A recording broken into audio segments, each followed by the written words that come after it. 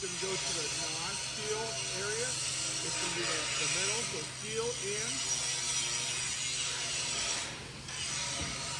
Okay, good. Now you get the next filter, the seal in is going to move to the non-seal.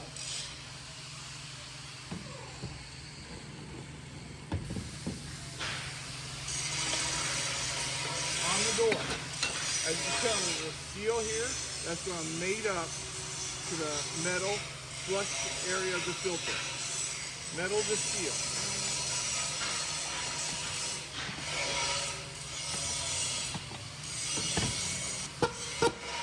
This is tight fit, no leaks, good to go.